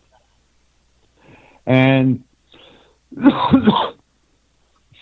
you're going to be expanding your stem cells because stem cells divide by burning fat. Stem cells have two different modes of division. They can do what's called symmetrical division, where they make one stem cell turns into two stem cells, turns into four stem cells, and you're only making stem cells. That's all driven by fat burning. That's all driven by the CB2 receptor. We know that that hemopoiesis, the production of new blood cells, is promoted by cannabis. We know that in the nervous system, you generate new nerves, neurogenesis, and you make new connections, plasticity, driven by the CB1 receptor. But what you need to be able to do as you turn on sugar burning in the fat burning stem cells is you need to have enough stem cells. So the fat burning expands the stem cells, and then the CB1 differentiates them, and that's why you've overcome your neurological deficiencies. Now, there is a school of thought, and this may be the situation where we're seeing different people essentially curing themselves of MS. Because I've seen that as well now with people who've taken the high doses. And what I think is going on is the high doses are expanding your stem cells, and because you're using cannabis, your CB1 are then differentiating them. And I think there's probably a lot of different ways, a lot of insults that could trigger the immune response that leads to MS. And there is a whole school of thought that MS is caused by things like Lyme disease, Burgdorfia, the bacteria that causes Lyme disease, or other viruses or bacteria that wind up promoting this neurological deterioration as a result of immune cells acting on inflamed and in an inflammatory situation. So taking the high doses of cannabis could have actually killed whatever pathogens were leading to the immune response that led to the MS. So that would be my take on what's going on there. Right. Chlamydia pneumoniae is the one in the lungs that's been associated with MS, and that was back in the 1800s. So there's a variety of things that have been implicated, but and I know of one doctor that I haven't spoken with him for 20, 30 years, but he was down in Tennessee there. I forgot the university, Vanderbilt, and he believed that all MS came from different kinds of pathological infections. And he was using PCR, which is a very sensitive technique to amplify DNA or RNA, if you're looking at an RNA virus, for example, so that you could detect things that you couldn't detect by other means. It's extremely sensitive. So this has been going around for a while here. And I was actually on the phone the other day with an alternative physician friend of mine who hasn't drank the pharmaceutical Kool-Aid. And she was saying as well that a lot of this MS is again, just a variant on certain types of infection. So it's out there, and that would certainly be an easy way of explaining how cannabis was able to reverse it. Oh, I figured that out a long time ago. Oh, no, that's awesome. Yeah, but you didn't explain it like that, Marcel. No. But see, here was my take on You've MS, never really... No. I was told that it was an autoimmune disorder. I was told that it was by, of course, neurologists. No, but it is autoimmune because your immune cell system is doing it on your cells. But the question is why. But then the other aspects were the vascular aspects, and this is why the CCSVI treatment is so successful for so many, because they actually get some blood flow out of their brain. And then, of course, the fungal one, which was the chlamydia, the pneumonia chlamydia. I looked at cannabis as well. It works and is patented as a neuroprotectant. So if it's neurological, then I'll use cannabis. Antifungal and antibacterial, cannabis does that, so I could cover that base. And cannabis is a vasodilator, so it would cover the vascular issue. So no matter what they threw at me of this is the reason of MS, cannabis was already proven to be able to correct all of those conditions. So again, remember, everything in life is holistic. So if you're healthy holistic. If you're ill holistic. And cannabis regulates everything. So it's the ultimate modulator of your holistic biochemistry, being able to drive you through either safely through sugar burning or by protecting you and turning you into the fat burning. It's just amazing because it will promote, from what I'm believing, your stem cell regeneration of your organisms. Of your organs, rather. Your organisms. That'd be nice, though. You know, I'm 69 years old. I have all sorts of nasty inflammatory crap because of my genetics. And cannabis has kept me, you know, quite remarkably well, through having gone through a variety of nasties. You know, I've got what's called HLA-B27. It's one of your immune genes that tends to promote pro-inflammatory stuff. In particular, something called ankylosing spondylitis, which is basically arthritis of your back and spine, as well as psoriasis. And well, I've got psoriasis. I don't have the ankylosing because I've used cannabis my whole life. Doctors are quite surprised. I've got a variety of arthritic conditions. You know, at times, like 1 year ago, every joint in my body hurt. I was in so much pain. I had gout on top of all of that, and I was recovering from heart failure from having AFib for 12 years. So what I wound up doing is just significantly increasing my already high doses of cannabis and doubling or quadrupling all of the fat burning and antioxidants that I consume. And now, a year later, you know, I haven't had gout for a year. And that, in conjunction with going to a chiropractor regularly, so that to help with the sciatica, all of these things come together, and I'm feeling pretty remarkably good. You know, I run regularly. I go to the gym. I should have been there tonight, but I'm on the phone with you guys. I forgot. You could have done it running. You could have done it from the gym. Yeah, you could have been on running and working out on your phone. No, I don't run in gyms. I can't stand treadmills. I run outside. I go to the gym and I use the weight machines, you know, workout machines. So I've exercised my whole life. You know, when I was in high school, I was on the gym team, gymnastics team, and when I went to college, I started out as a chemistry major, but my second year in school, I used to like explosives. And I played with explosives and blew myself up and wound up in the hospital. So I dropped out of being a chemistry major. When I was 16, two things happened. I started college and I started smoking dope, and then I blew myself up at 17. And so I changed my attitude towards schooling and everything else, because I was, you know, even though I started young, I'm not a very good student because I'm basically very ADD. I have trouble reading a sentence. Yeah, me too. So I jump around, and jumping around is great because that means I read a little bit of everything.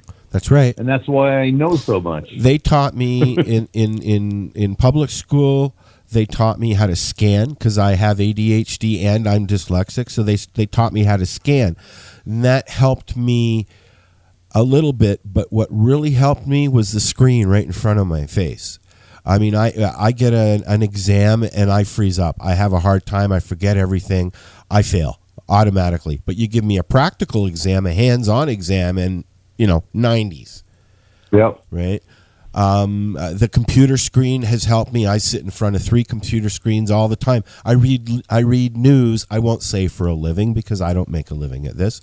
But I read the news 99% of the day. And I was never able to do that as a kid. I don't think I've ever read through a book completely in my life. Yeah, I don't read books either. I can't. Movies, yeah. And I don't read whole scientific articles either, because I can't. You know, it's plus at this point I know everything they say. As soon as I read the beginning, I know where they're going, and as long as I know the techniques, I understand it all. You see, but it allows me to just jump around. You take it from a different perspective, though. You take it. Your brain works science all the time. It's you're always thinking about a solution, yep. Right? So, I mean, from a learning point, the absorption, how you retain all of that information, you must have either a huge penis or a big brain, one of the two. Because you're storing it somewhere. Well, you know what? It's flow dependent. It's a different kind of learning. Let me tell you how I taught my classes, and you'll understand what I do. So my advanced classes, which included endocannabinoids and medical marijuana, aging, and DNA repair, those were the 3 advanced classes that I really loved. And I don't give any exams. And the first 2 weeks of the classes, no matter which class I taught, advanced or non-advanced, would be about the far from equilibrium thermodynamics, so that people would understand that we're all part of this constant creative flow.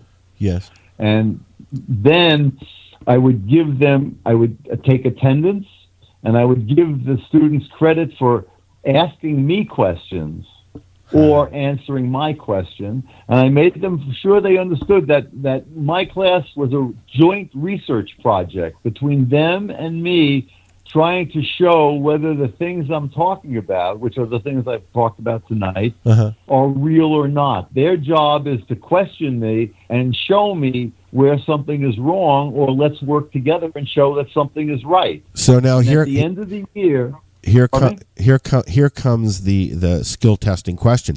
There's going to be an exam after this, people. I hope you've been taking notes. No, it's the exact opposite. Came the end of and I told them right in the beginning, there's no exams. Okay. At the end of the year, they have to write out. I give them their grades based on their attendance and the questions. I give them a number, and I show what the numbers. Different people in the class had their numbers. Yeah. Okay. And then what they have to do is they have to give themselves a grade and write a one-page justifying the grade they gave themselves. Because the whole design of the class is not to be stressed. Because listen, everything I'm telling you about, health is distance from equilibrium. You can go further from equilibrium by developing your muscles or your mind. So it's natural for us to be healthy by learning more. Yeah. And that's all part of what I teach them. And the responses I got were that students learned more in my class than any of their other classes. It was the only class they would go home and talk to their family and friends about, and they loved it. And that makes sense to me because, back in the 60s, I would go to history and we would walk in, and I can't even remember his name. He was that memorable. We would walk in and he would be writing on the board, and there would be 6 boards full of his writing, and he would say, write that down. It's going to be on a test at the end of the week. Then I would go to my next class, which was music, and then I'd be out back smoking a doobie with the music teacher, and then we'd go in and we'd make some awesome fucking music. I'd blow the trumpet for the band and all that shit. Like totally different teaching styles. You can't get away with that now. I'm the son of a doctor and a vice principal / teacher. So both things are done totally differently now. Well, I know that it worked for me because the stuff that I've learned and that I explain to you people is because my students have asked me the hard questions. You see, we spent years with teaching those classes so that they verified it all with me. It really was a joint, no pun intended, the research development project in all of my classes. I wasn't there to teach them. Yeah. We were there to learn together. And at the top of the show, I don't remember if I actually said it, but I know I was joking with everybody just before we started the show. The one question I wanted to ask you was, why? And you explained why. You really did. I mean, I got it. Why what? Why does it work? Oh, yeah, because it's the essence of our life. Do you think that cannabis could be considered the tree of life? Absolutely. I work, my friends, I work with people all over the world. I have a lot of crazy friends. And in Jamaica, my friends are the Ethiopian Zion Coptic Church, leaders of the church. I'm involved in a $350 million project there because they're reorienting the entire economy of the country. It's a whole deal. But anyway, for them, cannabis is the sacrament. And for me, scientifically, they are correct.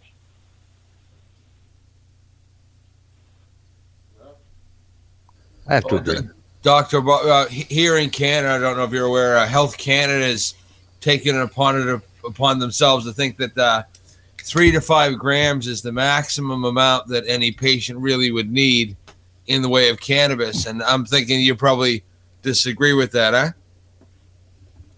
Well, let's see, if they had 5 grams and you had an efficient extraction, that would give you, a tenth, let's say. So you'd get 1/5 of a gram of oil. That's not nearly enough for most people who need it for serious health reasons. So that's ridiculous. Yeah, beautiful. That's what I thought you'd say. Especially when at one point I was using 5 grams a day. Yes. Is that the person who had MS? Yeah, that was 5 grams of oil per day. Yep. So you don't need to take that anymore, 5 grams, do you? No. Actually, I'm taking. How long did you take it for before things got fixed? I was researching it and changing formulations to find better way to work, and that didn't happen till about 2012. So from 2012 is when I figured it out. 2013 is when I started implementing it, and I started cutting back on my dosage in 2015 because the neurological damage was already repaired, and I was starting to get high. And what I found is my body was repairing. I was starting to get high where I was never high before. Now I'm taking maybe 1/50th of a gram a day. Oh, in 20 a different milligrams formulation. A day. Very little. Yeah, I'm taking an extremely small amount. You also smoke a lot too, right? But I smoke a lot. Well? Microdosing now. Yeah, I microdose now and for me it's more. I stay completely pain-free. I stay completely symptom-free, and I don't get high, so I'll just leave it at that dose. Oh, nice. But let's also remind people that even though that works for Marcel, it doesn't necessarily going to work for everybody else. That's right. But there may be a combination of what Marcel is doing and what another patient is doing. That's why we're doing our own clinical trials. I always now. emphasize, we as individuals, even if you took twins, the biochemistry of two twins is not the same. No way in one cell is it the same, let alone in 15 trillion cells. So we are all completely different. Even if we have the same genetics, our biochemistry is completely different. And the cannabis plant is so unique in its ability, not just with THC and CBD and the other cannabinoids, but all the other terpenes that are in there are all profoundly important in terms of modifying these biochemical pathways. Something that I've come to realize, and I now absolutely am convinced it's true, is that when you look at other herbal medicines, when you look at all the Chinese medicines, almost every medicine you look at, when you look at what the active ingredient is, you will find that active ingredient turns on fat burning and hence is anti-inflammatory.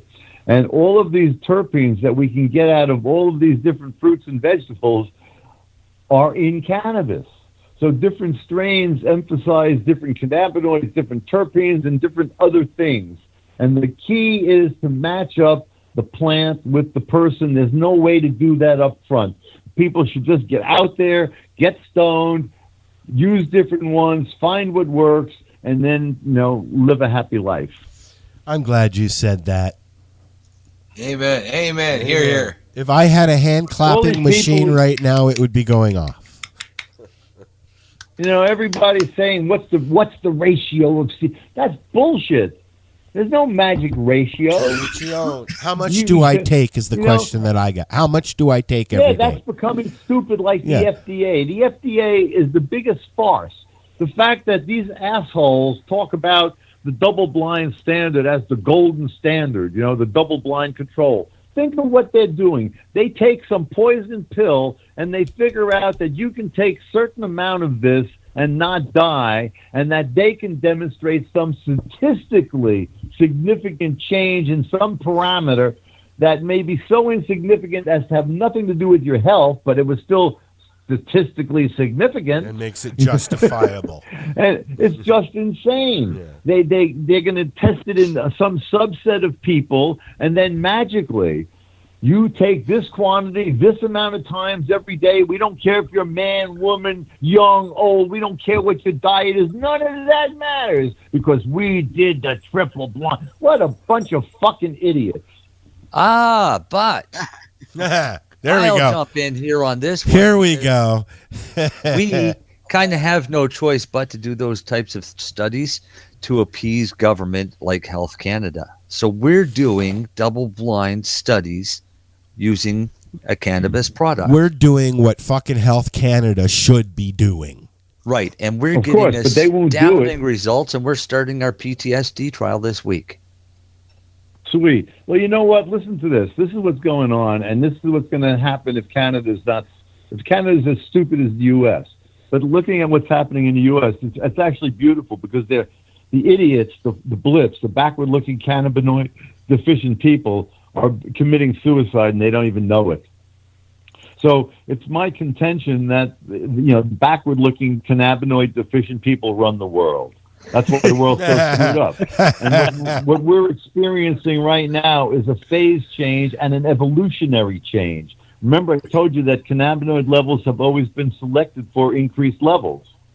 So we now know that, and we're experiencing it by using more. We don't have to wait to evolve more cannabinoids like has always happened. We can do it ourselves because we're smart enough to know that we can use the plant.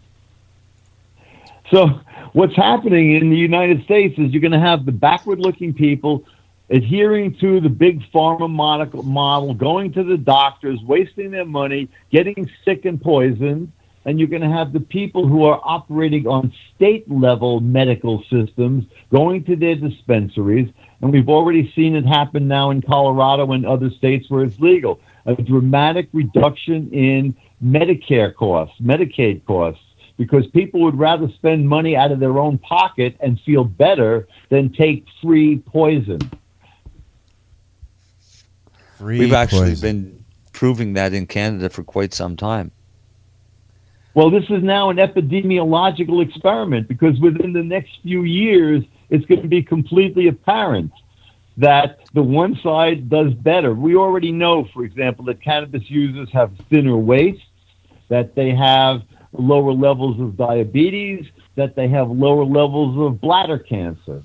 We know that it inhibits Alzheimer's. There's going to be so much Alzheimer's in the United States that it's going to bankrupt the healthcare system, which is already bankrupt, but totally by the year 50, they estimated it. Well, who's going to be the ones who get Alzheimer's? The people who are using pharmaceuticals, who are eating the shit diets, the GMOs, and all the other crap. And what you're seeing now, we're in the middle of an evolutionary change. You see, one of the things I haven't talked about today, and this is really, I believe, to be extremely profoundly important science. The metabolism, as I told you, the fat-burning cells have a unique architecture.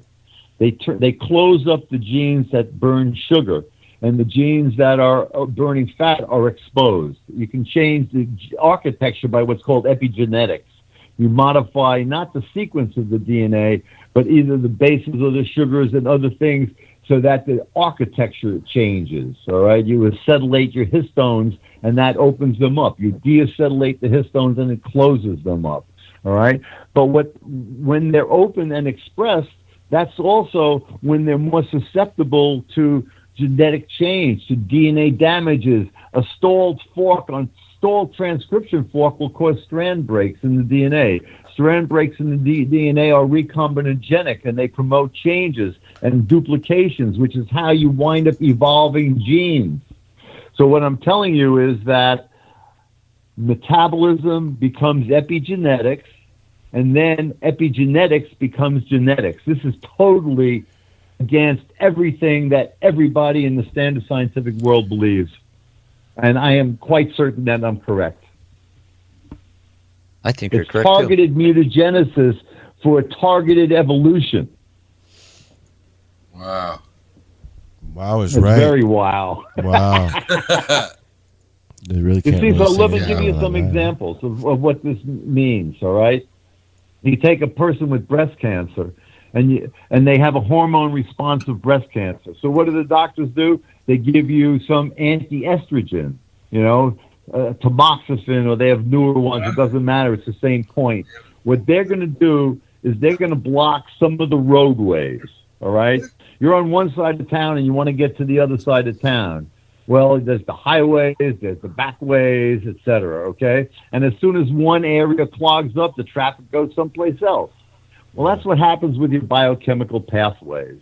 So when you're in the differentiated mode, when cells are talking with their neighbors and they're working together, even if they're working together bad, they're still talking to one another, okay?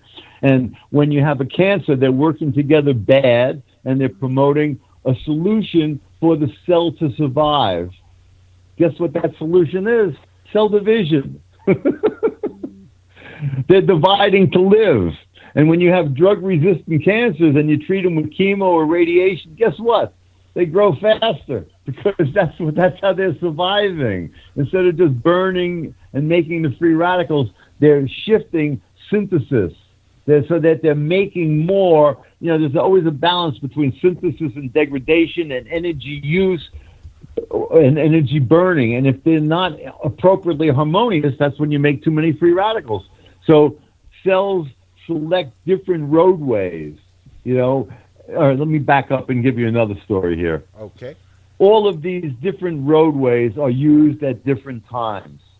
So one of the characteristics of cancer cells is what's called the Warburg effect. Everybody hears that cancer cells like sugar and cancer cells are acidic. Well, they're acidic because they're burning sugar, but they're not burning sugar down to CO2. They only burn them down to make lactic acid, which is acidic, okay? Because by doing that, they're bypassing the electron transport system. They're making energy inefficiently but safely, all right? So I forgot where I was going with this. Now there's one downfall. I know where. That's the one downfall. Memory. Well, but you know, that's actually a good thing. Because if you didn't forget, you would be hardwired. If you're hardwired, you don't have creation. Fair enough. Stuck. I get that. It's anti-life. There you have you to go. learn. You have to remember and forget, because it's only by forgetting that you have creation. So kids, remember when your dad is telling you you fucked up, he's telling you he loves you. Yeah. It depends on the dad. I guess, eh? Yeah, I suppose. I guess so, yeah. You see, I've one of my sons is very normal and linear and remembers and knows everything. My other one is as big of an airhead as I am. And it's only by the grace of God, so to speak, that I survived in the world and succeeded, because I'm such an airhead, you know? I was suspended in 6th grade. And then they skipped me, so I never did the 8th grade. I always felt stupid, though, because people would learn things. You know, you had to learn a song. They'd come back the next day. They'd know songs and poems. I could never do that. Crazy. So anyway, I hope I've given you a lot of stuff to think about. Certainly have. It's been really mind-bending. Just following along and trying to comprehend everything that you're saying is just... It's been a challenge, but it's been so informative and has led to a lot of deep thought for me. That's for sure. I've got about 80, almost 90 YouTubes out there that explain all of the basis of what I've talked about in more detail. You know, so you can look at individual I watched 2 of them today.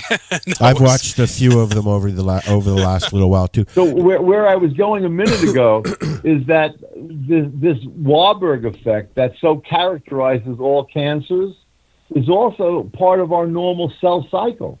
Because think about it, everything's obvious when you see with clarity. You know, when that yard of DNA has to replicate inside of that little teeny cell, you don't want to expose it to free radicals, because when it's replicating, it's not protected with histones and other proteins. It's not all wrapped up. It's out there naked and exposed to free radicals. So guess what? Cells don't use the electron transport system when they're replicating their DNA. They use aerobic glycolysis, the Warburg effect. So it's a normal part of our cell fluidity. The problem comes when you select for the wrong stuff in the wrong place. Just the same way that you don't want free radicals to be produced when cells are dividing like that. You don't want a virus doesn't want you to produce too many, because then the cell will die, and yet the virus is telling the cell to turn it into a factory for making viruses. So they have to have ways of controlling this free radical production. And it's the same thing. The cells, if you have enough cells that are existing in all of these different states, because they're in different states of replication and other challenges, they're in all of these different adapted states. And now you go and you hit them with chemo. Well, some of those cells will die, and some of those cells will be in a state that allows them to survive. Their metabolic pattern at that time allows them to survive. They have an epigenetic platform that is consistent with their survival.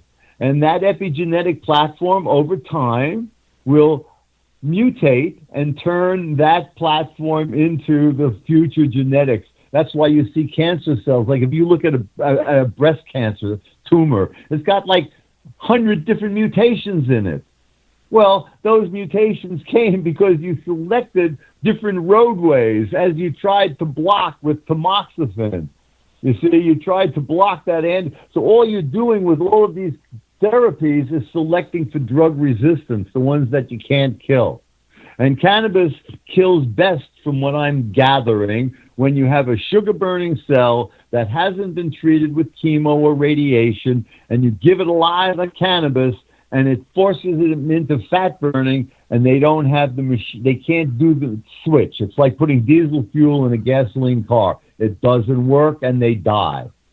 However, if some of them survive, because they're in a metabolic state that allows for survival, then you got to deal with that. But now they already know how to go back and forth between these different metabolic platforms. And what seems to be working, and it's speculative, but it makes sense, and there's a whole lot behind what I'm saying, but intravenous high doses of vitamin C.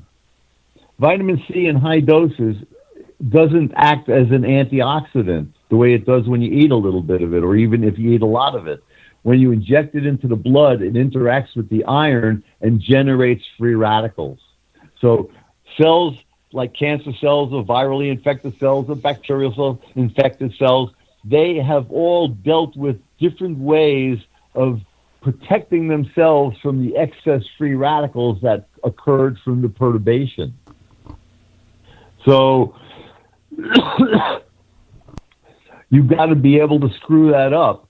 And when you add the vitamin C intravenously, when it interacts with the iron and generates all of these free radicals, that causes the drug-resistant cells to overload and kills them.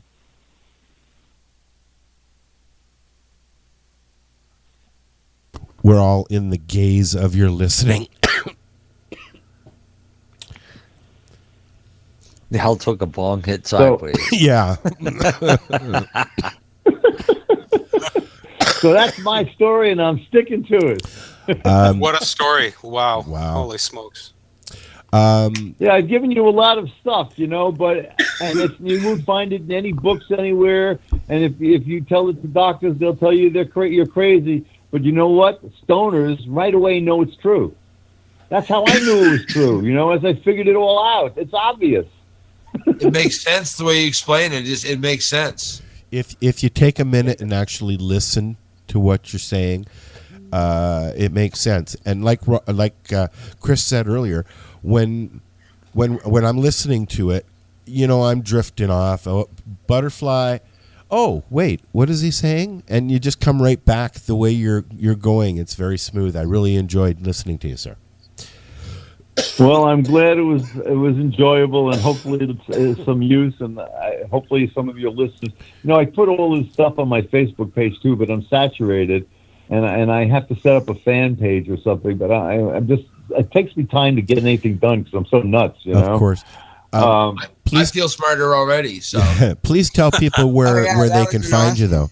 Tell people where they can find you, where your website is. Well, if you go to Facebook. I got a Facebook page. I will set up a fan page so I can mirror things to that. I just am lame. And I've got about, I think it's very close to 90 YouTubes out there. And some of them are extremely, I believe, educational with novel thinking, like the stuff that I've, told you tonight. There's more details on all of that stuff, be it HIV, metabolic plasticity, breast cancer, estrogen receptors, blah, blah, blah, blah. I've got tons of stuff out there because, what I do is as I think about stuff, I put it out there so I can get feedback and so people can utilize it. And, it works. It does work for all of the things. I think that we could be here all night if we wanted to, getting high and listening to Dr. Bob. But 2 hours has gone by. I wanted to make sure that people know we already did the where they can find you. You just did that, didn't you? Yep. Did you tape this? I hope. Oh God, yes. The podcast is ready. It goes out about 10 minutes after we've done it. So. Okay, so if you could send me that link, I'd absolutely. like that, and I'll post that on my site. Oh, we'd appreciate that. I also have I set up a foundation, a nonprofit foundation to try and help people like Shona, where the law is fucking sick people. Yeah, we didn't even get to talk to her about that. Pardon me? We didn't even get to that conversation. That'll have to be a whole other conversation. Well, we can do this again sometime. But there's a lot. What I want to do is I want to go to the World Court and charge the various governments and agencies with crimes against humanity. And I lay out my arguments for that, which is based on all the stuff that we talked about tonight. Wow. And how is Shauna doing? She had surgery on Monday. I did speak with her today. Yesterday, she was looking better and feeling a bit better. A number of people have volunteered to bring her medicine. Hopefully they have. So we'll see. But at least she's feeling better. She has all these adhesions from various surgeries in the past, and the doctors tried to tell her that, she's a hypochondriac. And I mean, you're just dealing with idiots out there. I'm telling you, the medical profession really is criminally insane. I agree. Totally. 100%. I know more crazy doctors than you can shake a stick at.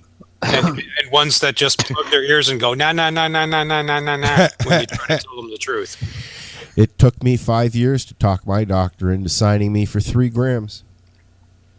And he just kept, I know nothing about doses. So between conversations with me and other patients slowly started coming in, by the time I actually asked him, I waited a year, and he said, well, you never brought me the papers.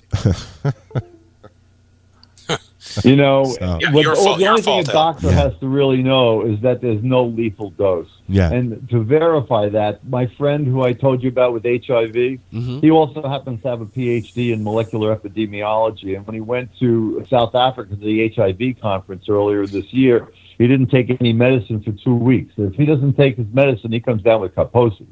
He came back from there sick as a dog. He had, I think, 16 Kaposi's popping up on his body. This guy is a real piece of work, let me tell you. It's a story, and you can have a show just about him. No. But in any event, he took, and this is the second time he's done this, about 50 grams of high concentrated oil orally in one day. Wow. That's a lot. He goes into a cannabis coma for a few days and comes back and the Kaposi's gone. Unfortunately, I never gotten over that hump, that get rid of the high and just feel better point, because I don't have enough. It's a constant roller coaster of having some, don't having some. There's no 50-gram hump, Al. No, of course not. No. Well, that's the crime. That's the crimes against humanity right there. That's the whole point. This is an essential nutrient. If we don't consume enough of it, we die younger, and we suffer along the way to a greater degree with all of the age-related illnesses. And this is the condition our government wants us in? Fuck them. That's all I got to say. Fuck them. On that note, fuck them for sure. Dr. Bob, it has been a complete pleasure talking to you, and I hope you'll come back and do it again. All right, guys. You be well. We're going to... Yes, thank you, Doctor. Say goodbye. Thank you very much. I got one Halloween song we're going to listen to before we leave, and then we'll be back next week. I don't know what's going on. Does anybody else? I don't know. We'll figure it out. Not next week. I got the week after that. I don't know. We'll figure it out. This We'll is figure the it out. 420 Radio Show. Again, thank you very much, Dr. Bob, for spending the last couple of hours enlightening us. The podcast. Thank you for having me. The podcast will be literally up when I push the button, and we'll be back next week. Thanks for listening. Have fun, guys. Take care. Good night, everybody. Peace. Yep. This is Bubbles from the trailer park, and they're playing some fucking excellent music on lifestyleradio.ca. I hope I didn't sound too nervous there. Please hang up and try again. You're listening to Lifestyle Radio.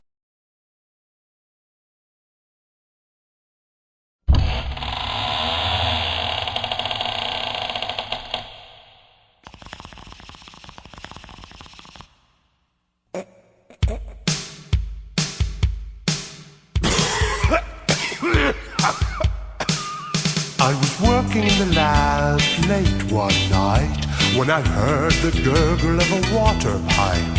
So I turned to see my monster in a cloud of smoke, who said, "This shit ain't bad. Here, have a toke." We smoked some hash.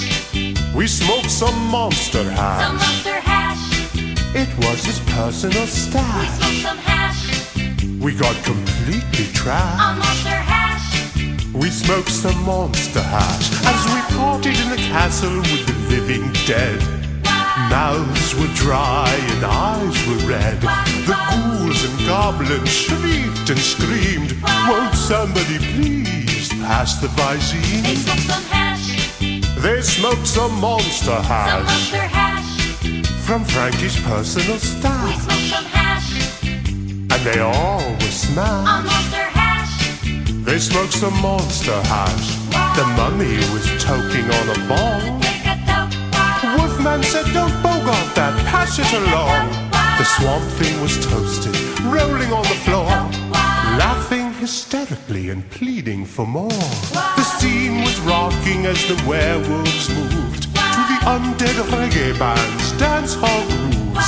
Meanwhile, in the kitchen, Frankenstein baked some Alice B. Toklas brownies and cakes. We ate some hash. We ate some monster hash. Some monster hash. It had the graveyard We smash. ate some hash. And we all got On trashed. monster hash. We ate some monster hash. The party would have gone on till we all passed out. But just then we heard a blood-curdling shout. "Watch out! Beware!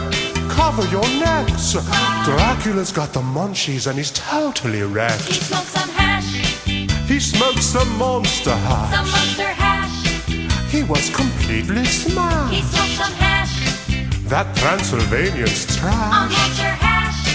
He smoked some monster hash. Now every night the dead rise up from the grave to partake in a happening THC rave. For you, the living, this hash was meant to. When you get to my door, just say the toys sent you. We smoked some hash. We'll smoke some monster Some hash, monster hash. and we'll all get We trashed smoked some hash. from my personal On stash. monster hash. We'll smoke some monster hash. Hash. Easy boy, save some for daddy. This is good.